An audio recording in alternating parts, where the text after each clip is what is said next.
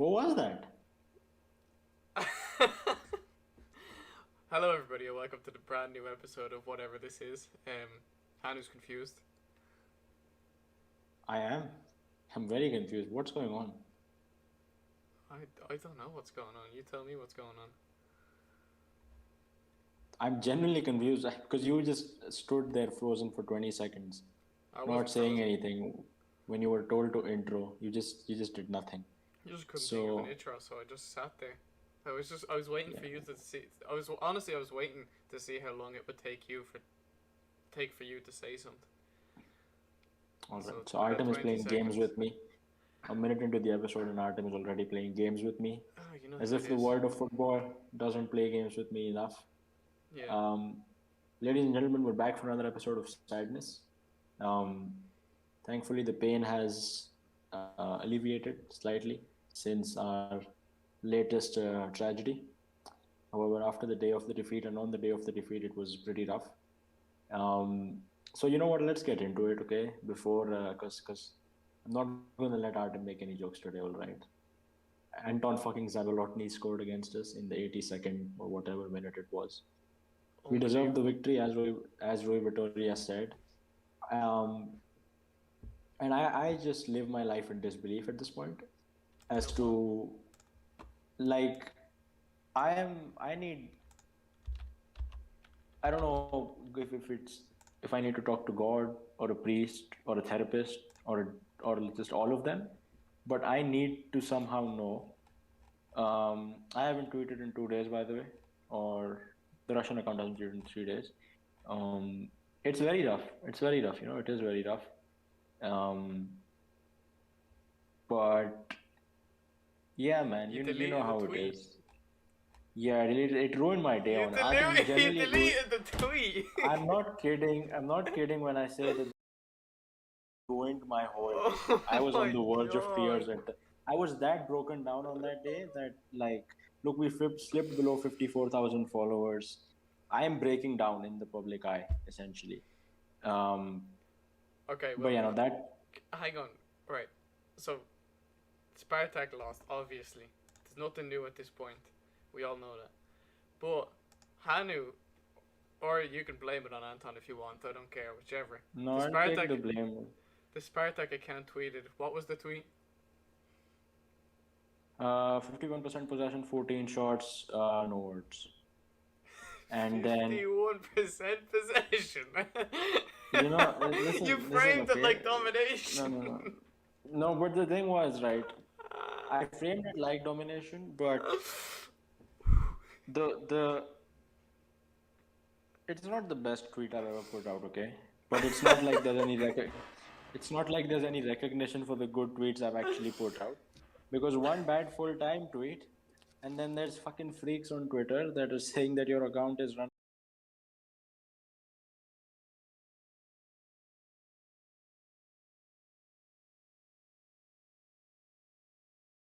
That tweet ruined my entire day. It ruined, like, I broke down and then I got myself back together in the evening.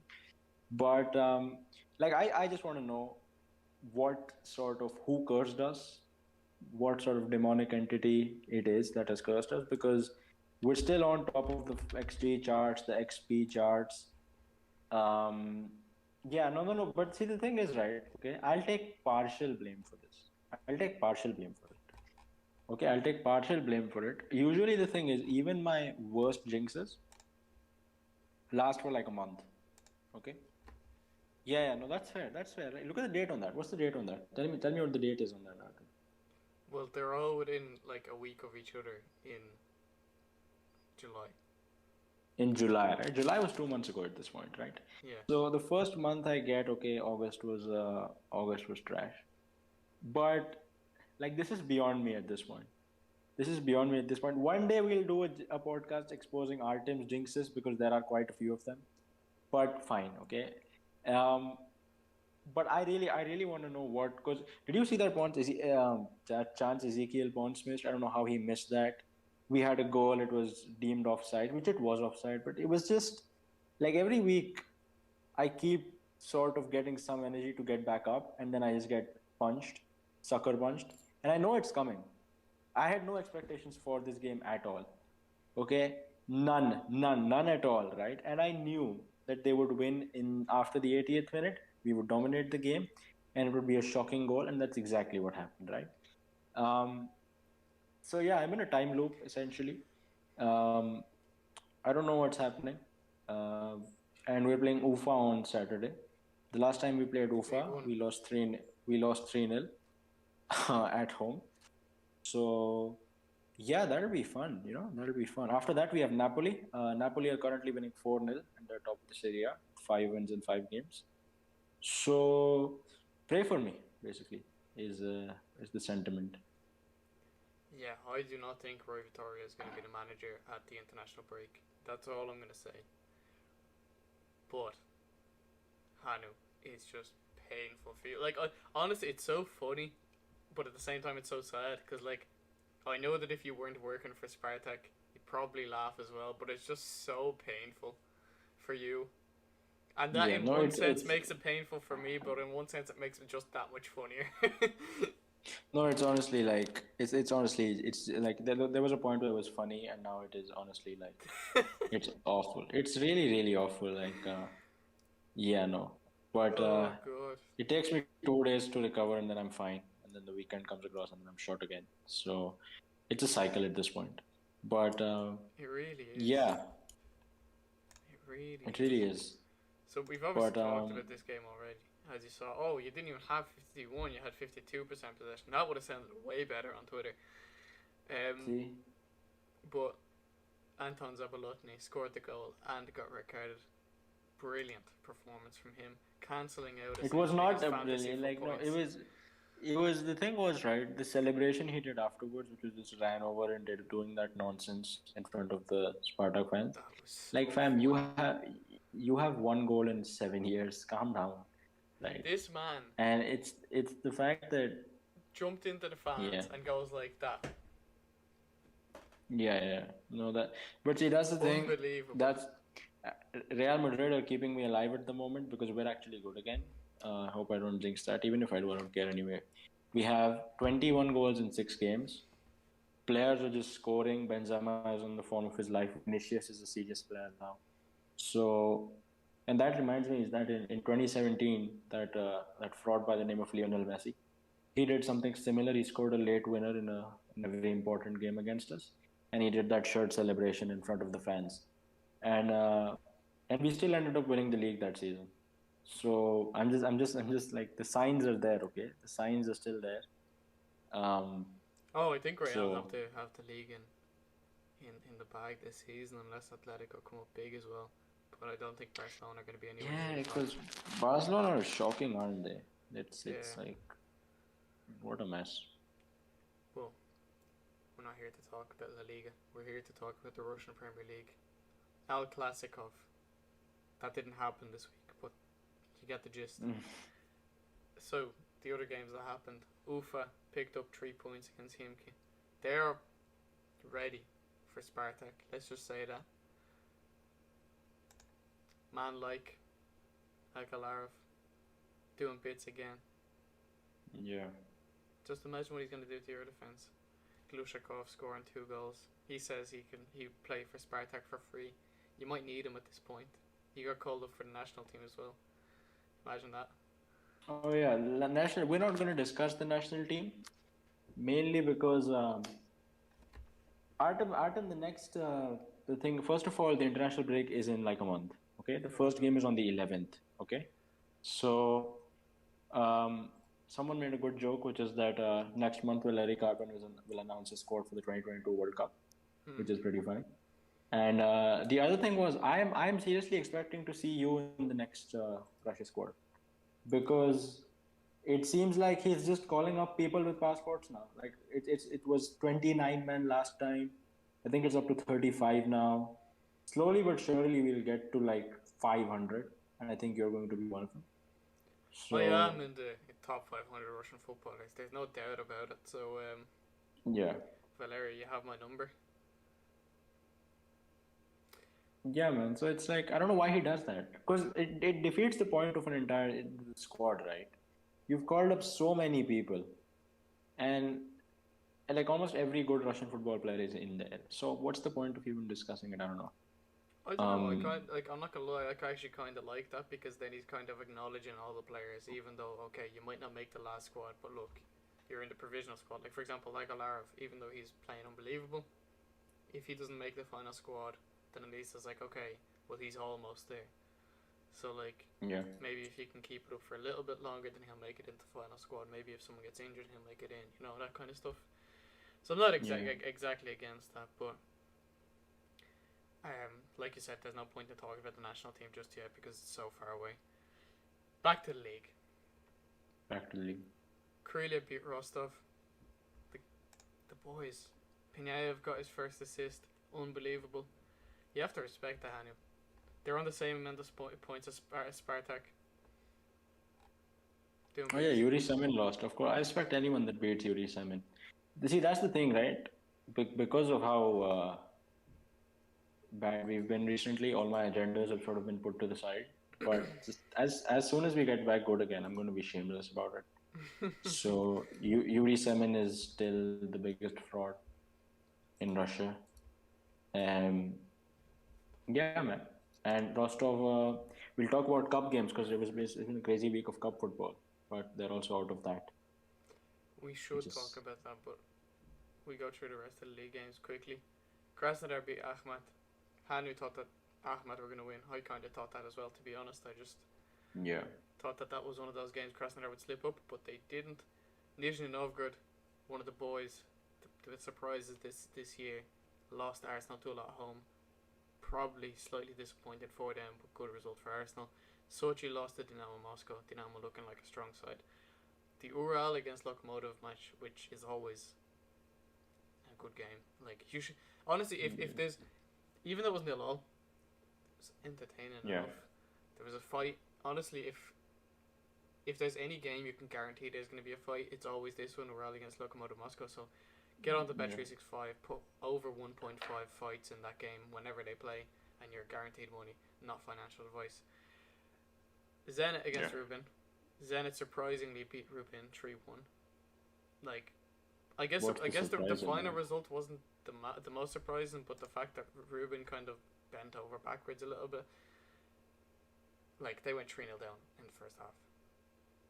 That's What's surprising. scroll down and see what Ruben's form table is in that Rubin's last form five. table, they've got one win in the past five, so they are So off they're as form. bad as us. No, they're They actually worse than us. yes, Yeah, they're worse than us. yes, All right, David Sanson, show up, bro. Come outside. I just want to talk, David. yeah. So David, I just want to talk. there you go. Um, Rubin not doing well. Zenit pick it up another good result. They looks like my bet with you that Zenit are going to win the league is looking likely anyway. And then the last game we've already spoken about. it is looking slightly likely at the minute, but because look, man, Claudinho is really good. I'm just gonna put it out there. Claudinho is He's really good. really good. He's really good. Um, Did you see that skill that he had in like the whatever it was the left wing yeah, corner? yeah, he's just playing around. He's just play. We love footballers like that. Unfortunately, it's just a shame he's on the other team. But Yeah. but Well, no, yeah, not a that shame for me. Malcolm. I'm loving it. Yeah, and then the thing was right. I was Zuba was the lone striker. I didn't know how that would work because I thought it would just be spamming crosses. But one of the goals they scored was actually really well worked with Zuba, Claudinho, and Malcolm all involved. So I mean, I respect it. I mean, Zenit's bench is still quite shocking, which I don't think anyone would debate. Um, but well, they don't need the bench at the minute because everyone's fit and everyone's playing well. So yeah, Yeah. No, I agree with you. I think the bench could be a lot stronger. But saying that, like you said, the first team is just doing so well that the people on the bench aren't even really getting a shot in. Saying that we've got like one fast attacking player in Mostovoy. We've got someone who can score goals in the box in Eurokin. We've got Krugovoy who can play anywhere in defence really. So it's thin, but it's not the worst that it could be. So yeah, we'll see how they fare when some injuries come up, which inevitably happens every season anyway. But that leaves the table looking like this for now. Zenit at the top with 20 points. Dynamo are in second with 16. Lokomotiv are joint there with 16 as well. Sochi in fourth with 15. Rubin with 14 in fifth. And Krasnodar joint sixth with CSK. We don't need to talk about the rest of the table. Every other team under that is out of contention. So Rostov were going down. That was my bet, wasn't it? no, your bet was actually you had a very nice conservative bet, which was that they'd finish in the bottom half, which looks very insanely likely at this point. Yeah. So yeah, I'm probably gonna lose that one, but I think you had some wild shit like, I don't know if it was Krasnodar. If it was Krasnodar, then that's fine. But you said something like, "Oh, I'd much rather think that I think it's very likely that Rostov will finish above Spartak in the table." And no, although I it said might be Krasnodar. 11, That I remember okay, well, that that's fair. specifically. That's I fair. said That's fair. Krasnodar would That's fair. That's fair. That's fair. That's fair. Because yeah, because if it was Rostov, it would be 11th and 12th, but we'd still finish ahead of them. But not that bad. Yeah, true. But we can talk about the cup now. The cup had some very fun fixtures going on. Yeah. This is just classic. Okay, right. So we don't care about that one. Legion Dinamo Makachkala versus Ufa is interesting because the penalty shootout ended 2-0 and the Ufa keeper saved 4 straight penalties. Wait, why is there a penalty shootout in the group stage? Wait, this is the group stage? Yeah, because do you remember they brought in that thing? It's like, oh, we don't want to have a round 128 or whatever it is. It's like, oh, okay, come on, man. Instead, we're going to have dead. a group stage, and then once one team comes out of each group, and it goes to like the last 16 or something like that. Oh. Yeah. That's dead. I thought Rostov got knocked out. No, they're not. They still have a chance. Although saying that, they don't have much of a chance. Because they're playing... Actually, they don't have any chance. They are done. Like, Chaik have won their games. That pretty much solidifies it. No, I think 2 teams go up, don't they? No, it's only one. I'm pretty sure it's only one. one. Oh, yeah, is it? No, yeah, it's, I think because there's 10 groups and 1 and then the 6 teams. Yeah, I think it's on. Yeah, so there you go. So Chaik are gonna go through. That's pretty much it. Chaik are in the PFL, by the way, and they're going Insane. Yeah. So Akhmat versus Kairat. Yeah, sorry, go on. No. This is if I was a football game, it would be this. Yeah. And Kadyrov scored a goal, which is it should be a national holiday, to be honest. But even though it was a penalty, he still scored, man. That's massive for him. Krasnodar beat Leningrad. This is big. 10 goals for Krylia against Roman Pavlyuchenko's side. Yeah. Pinyaev with 2 of them and an assist as well. Massive. Glenn Bale scored as well. Yeah. What are the odds on this being a fixed game? 0% chance. How would this be fixed? Because Znamia just put mad money on them losing, and now they're gonna, I don't know, build a stadium or some shit. I don't know. Like I think you overestimate the odds that Znamia would have got for losing this game. Like it honestly, going into this game, I'd say Krylia were probably like 1 to 5 to win at least, which means like if you put a fiver on, you get €1 extra back. Like that's what I would have guessed because Znamia is so low. Like, but they got killed. Got absolutely killed. They got killed. People remember some of these players. Jan Baev, of course. Shishkin played as well. Who else do you remember? Pavlyuchenko played. Yeah, you might remember him from somewhere. Of course. Nice little player. Who doesn't remember Pavlyuchenko? That's ridiculous. I know, that's what I'm saying. He's a nice little player. Yeah, so there you go. He where is Roman Pavlyuchenko now? Well, there you go. There you know. Now you know. So Pavlyuchenko's team are out. They don't have a chance. Saransk beat Himki on penalty. Himki pretty much don't have a chance now. So Saransk, I don't even know if Saransk what league they're in, honestly. I think they're in the they're in the PFL. I was gonna say FNL, but they're in the PFL. Yeah. They beat Himki as well. Arsenal Tula won. Dinamo won. No surprises there. We talked about Chaika already. Ural are ready to go towards the final one once again with a win. And CSKA beat Zenit, but not the one you're thinking of. Yeah. This is the funniest competition because there's four Dynamos that played. There's a Zenit, but it's not the actual Zenit. There's yeah, great competition. Fantastic. It's gonna be it's gonna be great. Ooh, Orenburg versus Dynamo is gonna be cool. Yeah. Actually, that's the one which decides who goes out of that one, so that will be a good game. Any other good games? Torpedo Moscow will be... No, they're out as well. Alani against Ufa. That's going to be a good game. Yenisei Sure. against Krylia will be a good game, although Krylia are probably going to win that one. That's the Sobolev derby. And then Rotor against Akhmat as well will be a good game. So there's a few good games in the last round.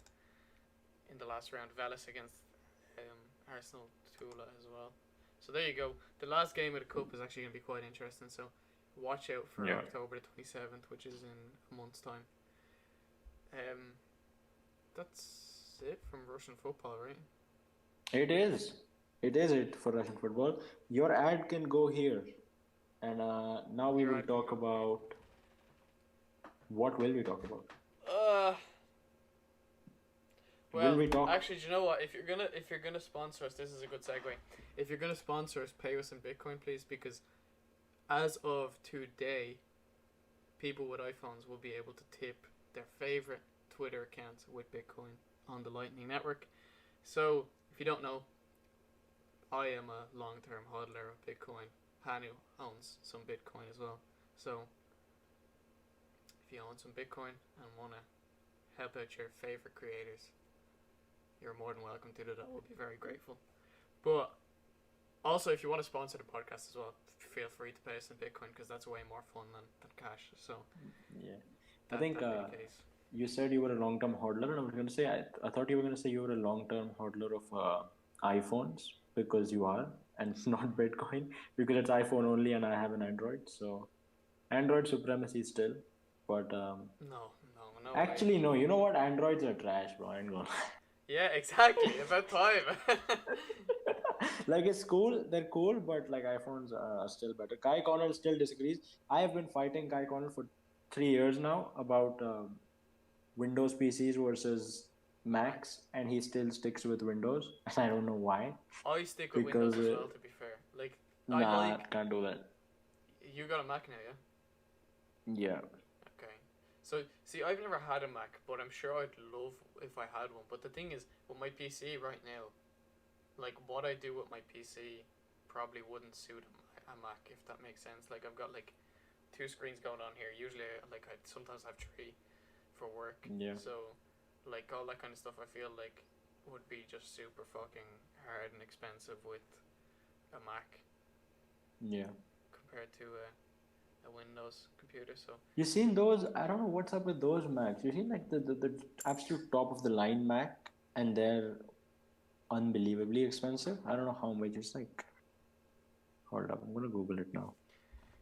It's like a whole ass box, a whole old PC that you used to get, and it's unbelievably expensive. Well, this is probably not the one you're talking about, but this is insane as well. Yeah, that's the one. That's the one I'm talking about. Oh, really? That's it. Imagine paying $53,000 for a computer.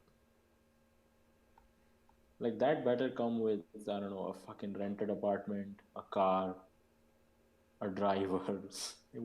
Why am I paying that much for a computer? That's honestly insane, yeah. Like, I really think that if you've got like $1,000, you can make yourself a really, really nice PC. There's no point in going this over the top. Yeah, unless you've just got money to waste.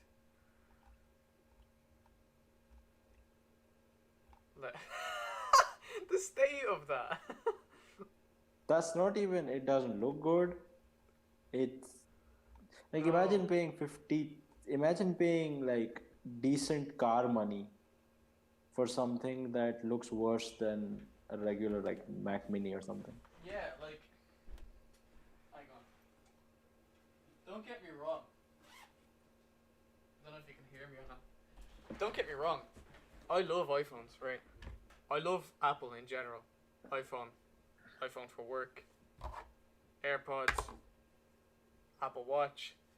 But I can't get on board with the Mac. I never got one, and I don't feel like I need one. Because like my AirPods work with the Windows, and it doesn't make Yeah. any difference to me.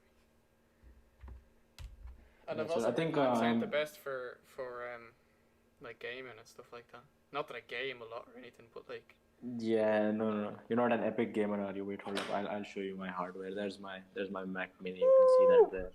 But gang. then there's also this, which is a Motorola. Motorola in 2021. Only me. But but yeah, no, I'm that meme, which is the Bloods and Crips with the bandana. It's like Yeah.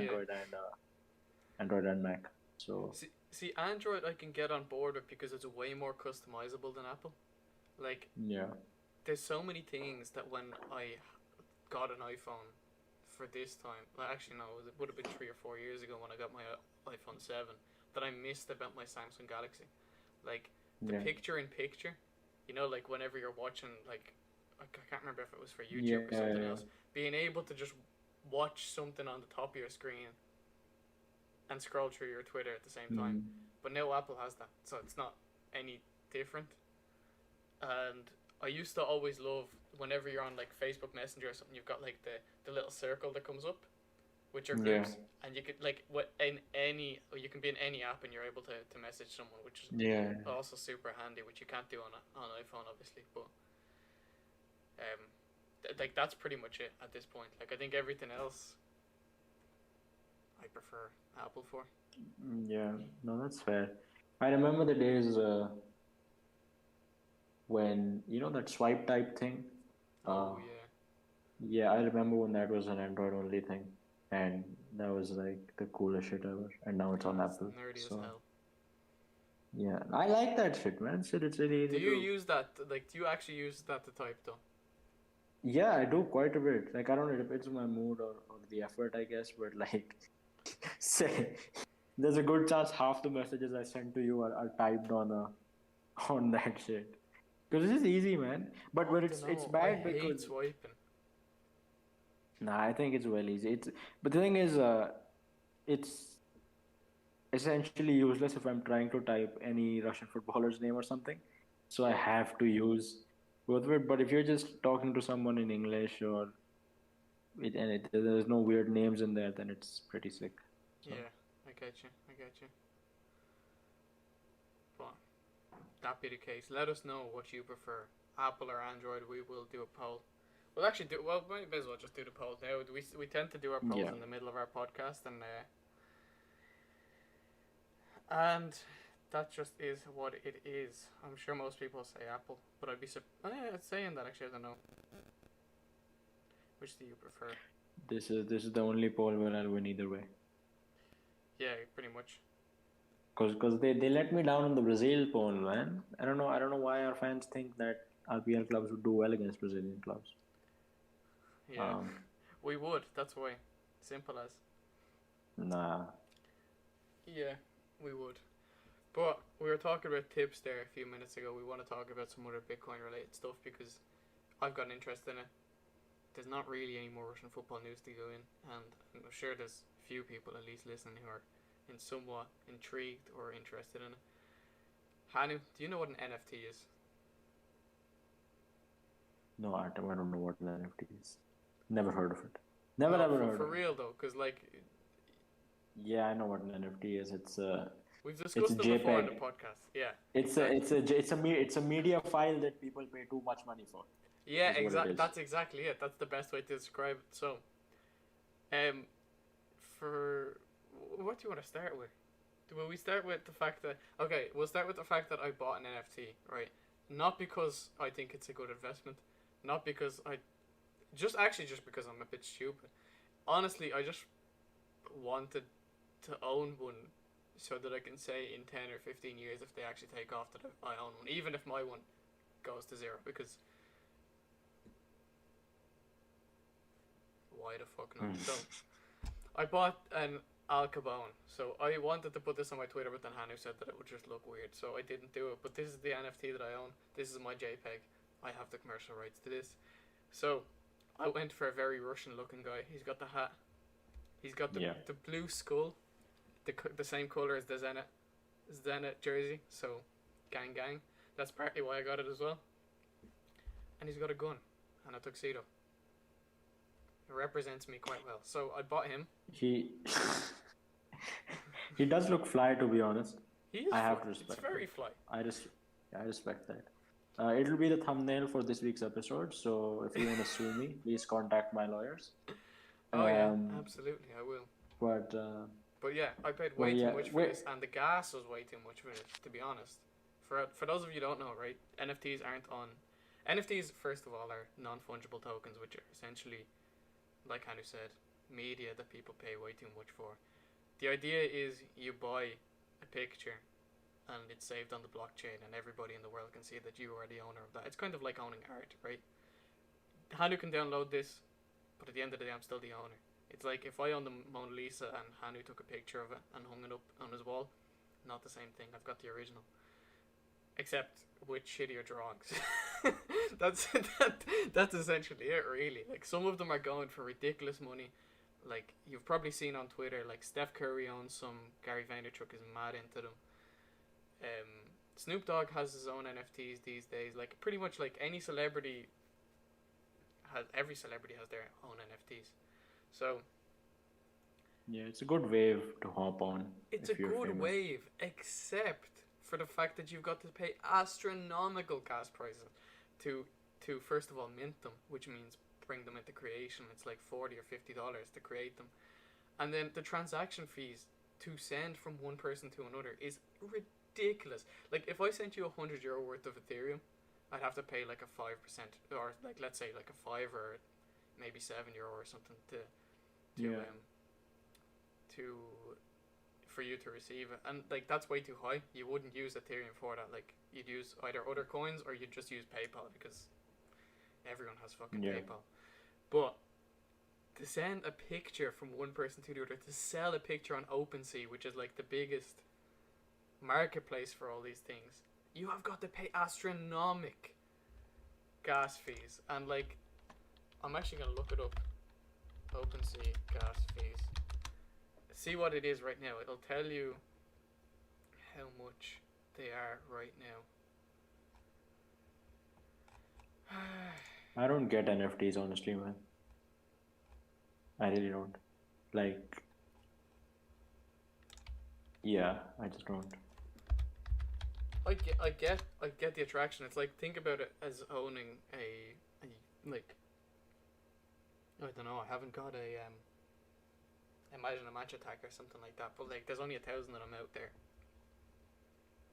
So yeah, I mean, I guess the concept is good, but the practical implications and applications are great. quite awful. I think that there's some good applications for NFTs in the future. For example, contract. If you have a contract that can only be seen by, let's say, 2 people, that contract is on the blockchain, and everyone can confirm that contract is on the blockchain and it can't be changed. Like, that's something that's useful, and it'll help us move away from a society where paper is king to something. It has potential, that's for sure, but it's just the way it's being used right now is like, actually, you know what? I specifically diss SoRare a lot, and for good reason.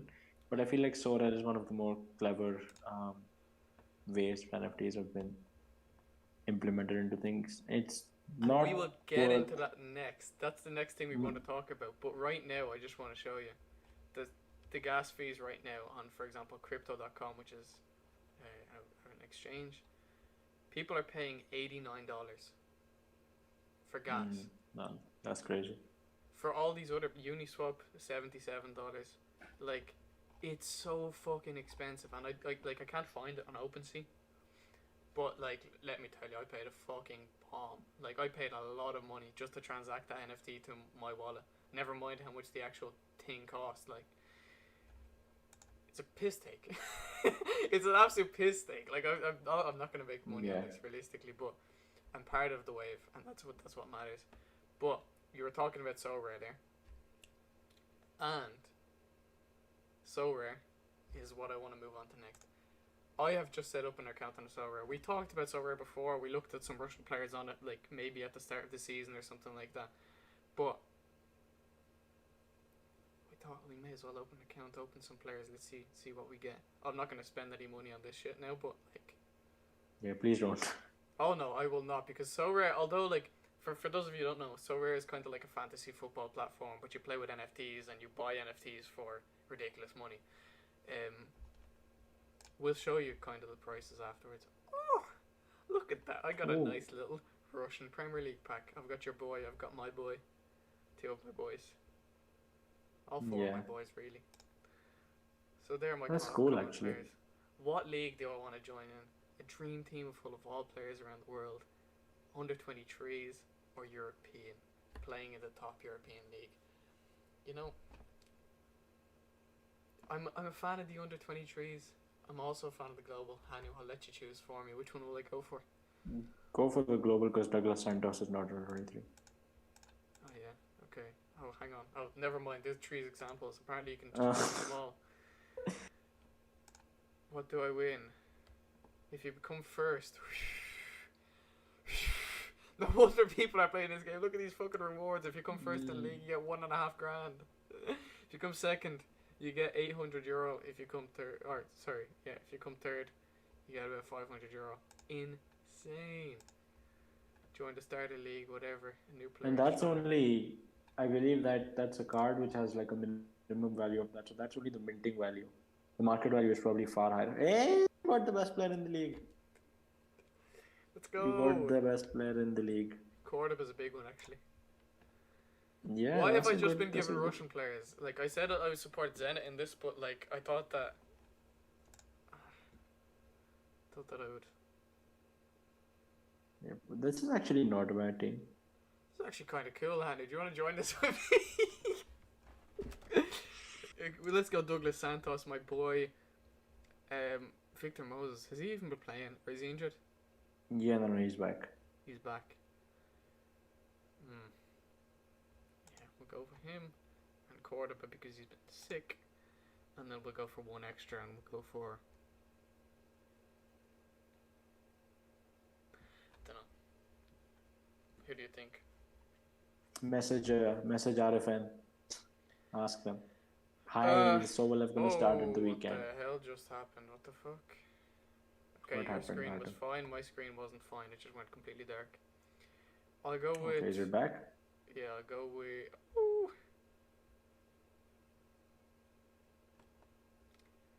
Sobolev hasn't really been playing. So, I think I'll go with Hornets. Just because they're playing against them. Man, like... You know what I'm trying to say. They're playing against Rubin, and Rubin haven't been great. Can I give... Yeah, okay, never mind. That's fine. I get a new player as well. This is great, Hanu. I'm really enjoying this. It's like a bit like Ultimate Team. Ah! Unreal. Russian League. I can see why people are addicted to this. Yeah, me too. Honestly, I can start to see it, but... Basically, you can go and buy players as well. Like, for example, here we go. Limited rares, super rares, and unique players. These are all kept on the actual blockchain. So, 1,000 people can own Messi. The limited Messi. 100 people can own the rare Messi. 10 people can own the super rare Messi. And the unique Messi is only one. So, only one person can own them. They are provably scarce on the blockchain. The blockchain shows who owns them, and yeah, immutable. Like, it's just it exists, and they're really fucking expensive, and that's what we're gonna show you now. That's pretty much what we. Yeah, I think the last time we checked the unique cards, it was like fucking it went into like the hundreds of thousands of euros. I got loads of players for this, you know. Who did I get? Wilmar Barrios. Very nice. Bid on a card. I don't really want to bid on a card, to be honest. Can I just like? Are you gonna buy FIFA 22? No, I'm not actually. Are you? No, I didn't buy 21 either. Oh, yeah, well, market. Let's go for we'll go for Russian players, right? We'll keep this as a Russian league Yeah. podcast. We've talked about this already before. I feel like we should talk about it again. I don't need these tutorials. Can you please just I'm not gonna make a bid. I hope you know that. Like, I don't have money to be spending on people who don't exist. This is a SoRare Let's Play. Yeah, this is a SoRare Let's Play. We'll go for league, Russian Premier League. Sorry, they're not Russian League. Yeah, there we go. Hey, it's just €2. I thought there was nobody for. They're not actually that expensive as I remember them. Go sort by price. Sort by price, highest price. Let's see who's the most expensive. It's gonna be a unique player. Ramirez. Guilherme. Is I'm that sorry. it? Who is paying €1,000 to have Guilherme in their fantasy football team? They need to be locked up. Like, who is actually paying that much money? That's ridiculous. But is that it? Like, it's not. It's way too much to pay for a fake card, right? But I swear the last time we checked it was much wilder. I don't know. To be fair, there's been a big crypto crash since then, and like NFTs have kind of crashed a massive amount as well. But you can see here that like people have been bidding. So clearly, like this guy's worth more than 500 because 6 people have bid above that. 7 people have bid above that. Christian Ramirez, unique card, which is actually pretty cool. But like, for example, like, sorry, he doesn't even play. Who is that? And people are paying £100 for him. That's 100 grams of cocaine is what that is, disguised as a football player. It has to be. It has to be. Francois Camano. You want to pay for him? He's going to cost €35. Probably more actually. There's half an hour left on this. Quincy Promise is actually only £30. That's pretty cheap. But like, that's actually this has actually kind of replaced Football Index, right? Like, Football Index has gone, and this is like the new way to like gamble on players, real life stock, whatever. You know what I mean? Like, yeah.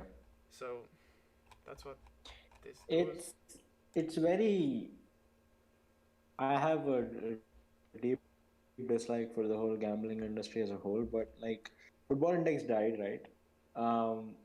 Crashed and burned. And the sad thing is, I kind of liked Football Index 2-3 years ago until I realized it was just gambling. And then another thing came across, which was called 5 Yards, which came across, I think, last year at some point. And I knew from the start it's going to fucking crash and burn. It's going to end up like Football Index, and that's what happened. It was the same thing, disguised as something else, but at the end of the day, it's just betting on players. But SoRare just raised €600 million or dollars in Series B funding, right? Which is a lot of money. And I don't know what it is about them, but it seems like they have more legitimacy at the minute. Which, I mean, the costs, I guess, their main source of revenue would probably be whatever tax they get from these sales, right? Yeah. And yeah, I don't know. They just seem a bit resilient because I've been hearing about them for 2 to 3 years now, and it just seems like they're not gonna. There's also that socios thing, which a lot of people have been getting mad at recently. To be fair, that one is actually seriously bullshit because it claims to be like, you're gonna get a vote in your club and all this stuff, when in reality it's just pushing crypto for no reason, really. Exactly. So it's one of those. But this, I just feel like it has some sort of legitimacy to it, and I don't like. Yeah, like you could absolutely see why someone would, for example, pay, especially for a unique player. Let's say, I don't know, maybe not Christian Ramirez, but let's see what kind of unique players are out on the market right now. There's only 3 actually. Jesus, that's very low. So like, you could see why someone maybe would buy this keeper. If you knew who he was, I don't, and would thought like, you know what, in 2 to 3 years time he might play for a bigger club. Well, there you go. If he does, then that card's going to be worth a lot more. It's like you said, it's like football index. It's just based on how players perform, and obviously the fantasy element also helps. But it just seems like Yeah. it's not really it for me. Like It's not, no, yeah, no, it's not like from the consumer's perspective, I don't think it's ever worth it. yeah, but But like clearly, it is paid to win as well because all these players, the more rare they are, the more like you get a 45% bonus for having one of the unique players. So like if you have a full unique team of RPL players in an RPL league or whatever, you're gonna win the league and you're gonna win the prize. So you're paying thousands and thousands to win the prize, which is only like 1,000. You get yeah, what I mean? no, So like, yeah, no, no, I get what you're saying. Yeah, it's well crafted, I guess, the mechanisms and like a lot of it also has to do with the UI and how just that's one thing that's always underrated about everything is the UI. If the UI gets you, you've already like done 50% of the thing because people don't look at anything after that. See yeah, bright colors, they see cards, and they see that stuff. These are all descendants of Ultimate Team, but I yeah, guess I not get as you. yeah, You know what though? It is kind of cool. Like I always loved Ultimate Team. I never yeah, really paid for FIFA packs. Like I'd get maybe €20 worth of FIFA packs every year, and that would just do yeah, me. But I'd love to trade. Like one of the things I used to love on Ultimate Team is able to snipe players and things like that. And yeah, I can definitely see that aspect of this, especially for example, like I've been holding Ethereum for like 3 or 4 years now at this point, right?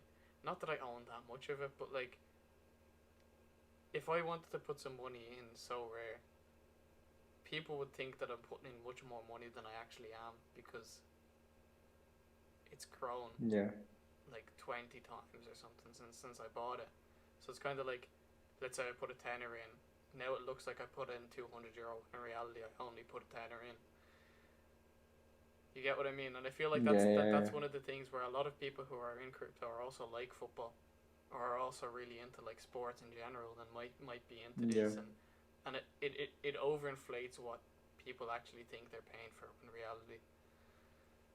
You know, they didn't put in. yeah. It's That's not right. like they bought their first Ethereum or whatever today. They bought €5,000 and thought, okay, the best investment I can make is buying this Belgian goalkeeper.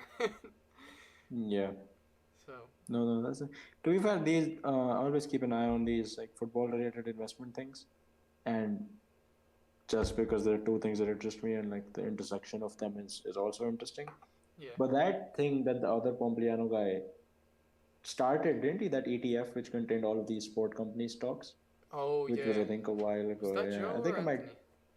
I think it was whichever one is the smaller one, not the big one, the other guy. Joe then. Okay, then Joe. Um, There's three of them. They're actually like honestly, they're the best brothers ever. They're my favorite brothers yeah, on Twitter. they're like yeah, no, they're cool. They're all cool.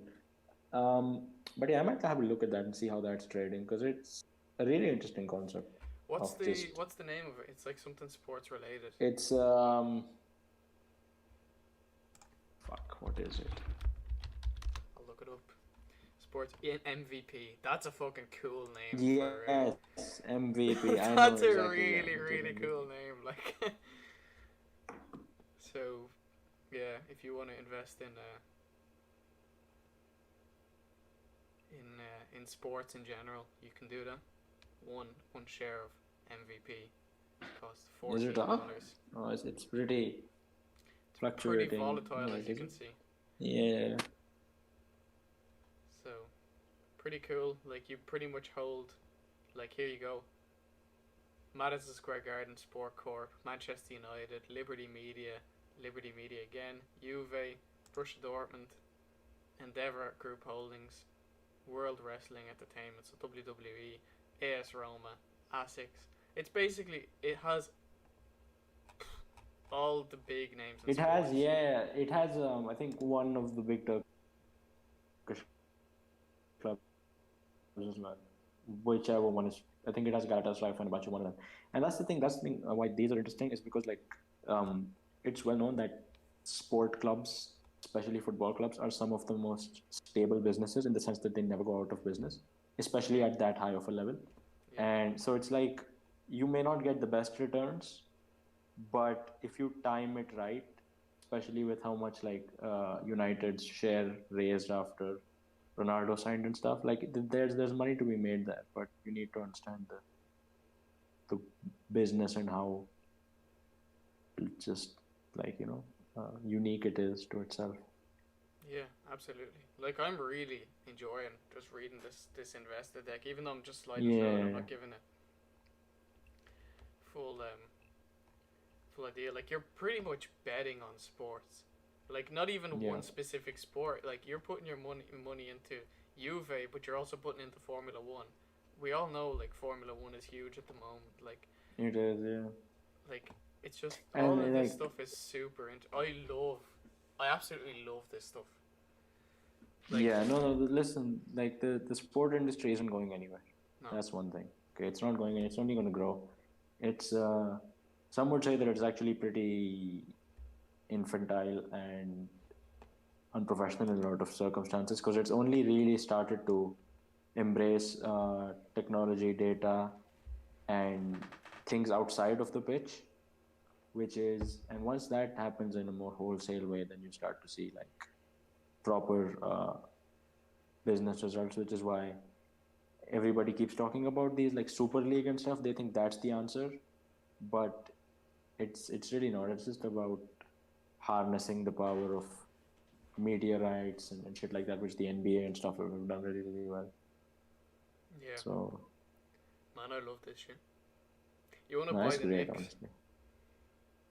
Listen, you know the NBA season should be starting soon, so that's another thing Big up. that's another topic that we'll have. Jesus, 8.7 billion assets under management. That's really solid. Fair play. Very fair play. Respect. Yeah, so you gotta respect it. So can't actually. Well, we can buy ETFs in Ireland, but if you buy an ETF in Ireland, you get taxed on it every 8 years, even if you haven't sold it, and the tax is 41%. So like, Jesus Christ, there's no bro. point in buying ETFs in Ireland. So I won't be buying this anytime soon, unfortunately. But um, I they've got my honestly, you know support. what? I honestly have no idea what the process of buying ETFs in India is, if it's even a thing. Oh yeah, 100% Maybe, is it. It's the same thing as like. maybe, yeah, Have you ever exactly. bought I think stocks? maybe, You said you bought stocks for with your dad or something before, didn't you? yeah, but that's in India within India, right? So it's like in the Indian Stock Exchange. But with the US, I know there's that American Depository Receipt thing, which allows you to buy, like it called a receipt, but it's fairly simple to do that. I don't know if ETFs come under that, but I feel like India is just such a wild place because Bitcoin is unregulated and it like the Reserve Bank keeps trying to ban it. Like they keep putting out an advisory every 3 months saying that bro, we don't recognize any of this shit. If it gets banned, we're not responsible. Yeah. But then on primetime television, they're advertising buy Bitcoin now. And it's going to crash one day and you'll read about it in the New York Times and all of that shit. And then you'll remember me talking about it on this podcast because the Indian market is in a wild state right now. The economy is not doing that well, but we've just had such a high number of retail investors recently, and it's not fueled by anything apart from that optimism, which is cool, I guess, because people are learning about financial literacy and stuff. But it's also worrying It's also because unsustainable. it's unsustainable, it's worrying, and it's with stocks. I understand it because they're regulated. You can buy them. That's fine. But with crypto and with NFT, especially when there's zero regulation, like they might shut that shit down one day and you're finished. Honestly, But they like can't though. That's the thing. That's the whole point of it. Like for example, Bitcoin yeah, you they can't shut down. It's impossible. Like there's no one in the world. There's no government in the world that can shut Bitcoin down. Bitcoin is distributed all over the world. Like even if you shut down the internet in 99% of the world, there's enough computers to keep it running. Like there's billions of computers that keep the ledger up. And if Bitcoin somehow ever died, we would have a lot bigger problems to worry about than Bitcoin. I Yeah, which promise is you that. Like for example, yeah, no, that's fair. the only one way that Bitcoin will ever die is if the world ends. That is the only way. If there is some kind of nuclear disaster where every country bombs each other, and we no longer have internet anywhere, there's no computers to run the nodes or anything anymore. There's nothing. That's the only way. And at that point, I promise you're not going to care about if you have a stock or a Bitcoin or anything. It's not going to matter to you. Yeah, no, that's fair. So, That is like, fair, but that's why that at that point, it doesn't matter if you have gold. It doesn't matter if you have land. It's game over. Like, you're either yeah, dead or you're about to be.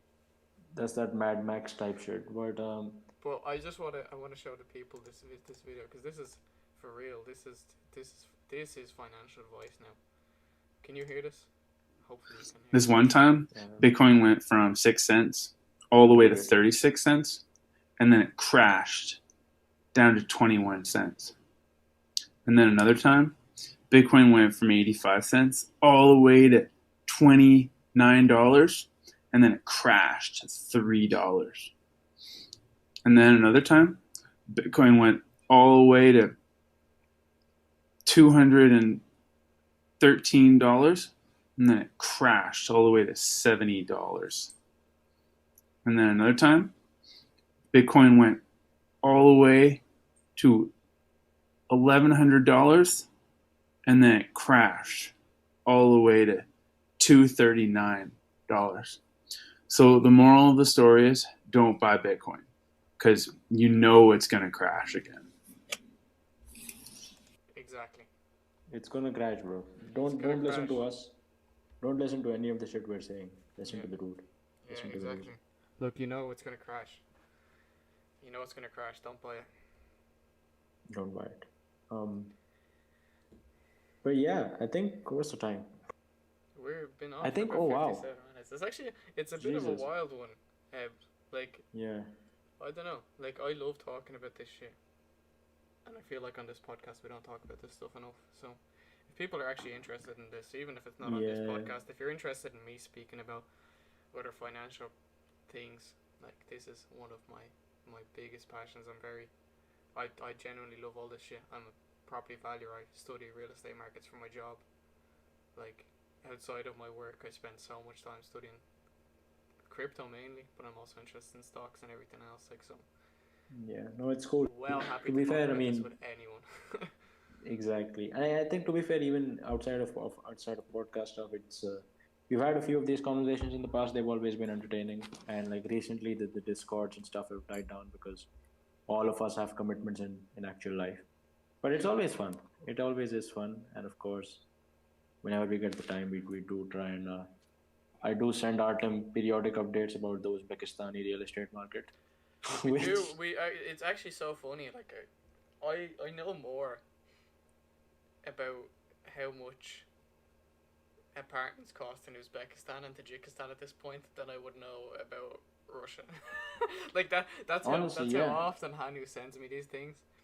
So I do, yeah, and I'm telling you, man, those countries are the future. Okay, Uzbekistan, especially, I'm part of that one like Telegram, I guess, channel, and it basically gives out all of these updates about whatever's going on in Uzbekistan, and it's really interesting because it's Uzbekistan probably is the most recent and the most large scale example of a country going from a completely closed market, full Soviet thing to a more open market. That was like in 2016 to so far. So just 5 years in there, and they're developing pretty quickly. So you see that all in real time. And yeah, it's really fun to see how that's going on. And yeah, it's fun, man. I like this type of shit. yeah, absolutely. So you're basically telling us to buy Uzbekistan stock because it's going up. That's what you're saying. Uzbekistan is the future. Uzbekistan is the future, but this is not financial advice. Please don't think it is. Yeah. Yeah. Well, Uzbekistan seems like a cool place, so I hope for their sake it is, but I'm still wary. Hanu will be moving to Uzbekistan in 4 to 5 years, so we'll see how that plays out. Yeah, I won't honestly be mad at that. I would respect that. What do you But mean? Respect yourself? yeah, I would respect myself. I respect the move. Because who else is moving to Uzbekistan? How many people move to Uzbekistan every year? That's what I'm gonna look up. Actually, how Not many? many.